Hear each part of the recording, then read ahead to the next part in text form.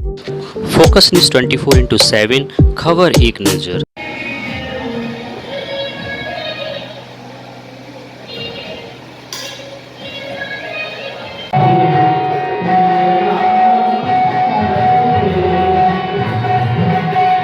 हमारे श्री इंचार्ज महोदय का पदार्पण हो गया है।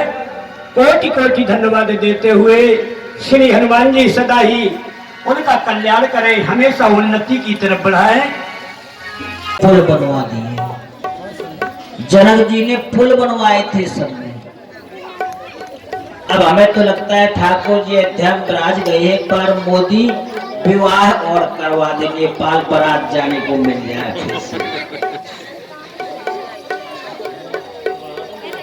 ये 1001 रुपए हमारे भैया श्री इंजीनियर दीपक राजपूत जी गढ़ी, इनकी तरफ से प्राप्त हुए हैं। 101 रुपए श्री ब्रजेश द्विवेदी जी मास्टर साहब की तरफ से दान आया है।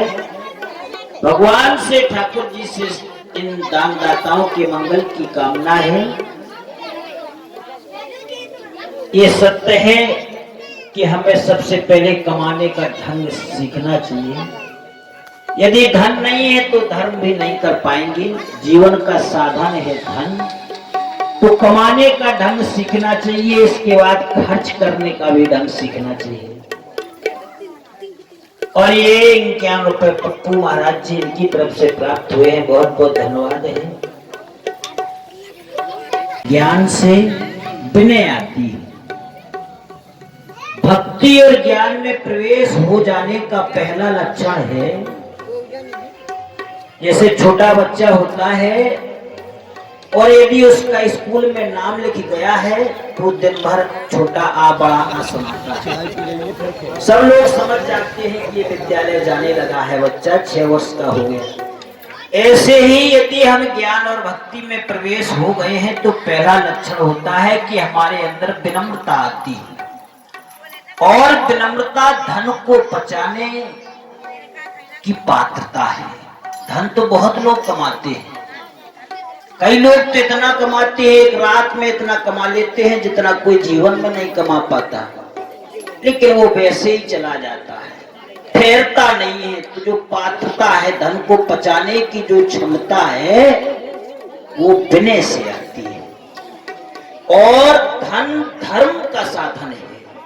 धन सुख नहीं है, धन से सुख नहीं है। यदि हम कल्पना करें कि इतना धन आ जाए तो हम सुखी हो जाएं, ऐसा नहीं है। धन सुख नहीं है, धन सुख का साधन है। जैसे आपके पास एक बोलेरो गाड़ी है और आपको दिल्ली जाना है, तो बोलेरो दिल्ली नहीं है, उस गाड़ी में बैठ करके आपको दिल्ली जाना पड़ेगा, तब आप दिल्ली पहुंचेंगे। ऐसे ही जो सुख है उसका साधन है धन। इसलिए धन का काम है धर्म में खर्च करना। और फिर लिखा है धना धर्मम तत्सुख, फिर सुख। तो खर्च करने का माध्यम सबसे अच्छा होता है कि हम उचित जगह पर, सही जगह पर धन लगाएं, जिससे हमारा कल्याण हो, 4 लोगों का और कल्याण हो। तो बड़ी सुंदर कथा नामदेव जी ने सुनाई। मन हो रहा था कि और सुनाएं। ऐसा मन में आ रहा था कि काश हम सुना रहे होते इसी प्रसंग को। जनक जी ने इतने पुल बनाए, इतने पुल बनाए कि अयोध्या से लेकर नेपाल तक पूरा तराई का क्षेत्र है, पहाड़ी क्षेत्र है, हिमालय की तराई का भाग है। सारे नदी और नालों में जनक जी ने पुल बनवा दिए। और जहां पुल बनवाया वहां पे एक मॉल खुलवाया, मॉल, सुपरस्टार होटल।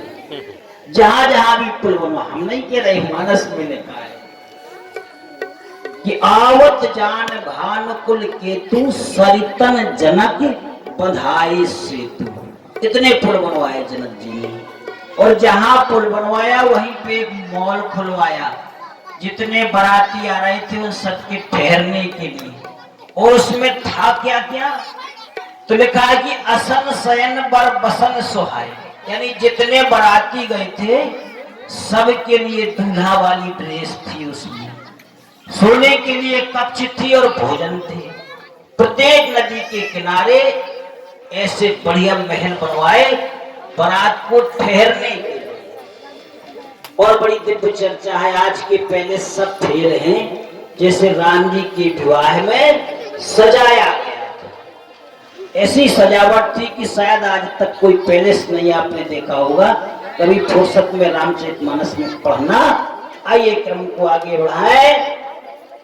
अब मानस के जो कुछ गंभीर विषय हैं उनकी तरफ ले चले। हमारे बीच में मिथिलेश्वरी जी बैठी हैं, उनसे निवेदन करें कि और अयोध्या की तरफ आए।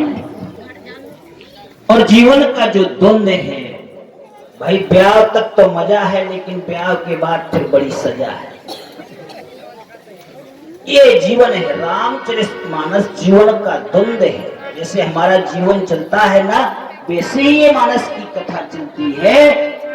तो आइए अब अयोध्या की तरफ चलेंगे।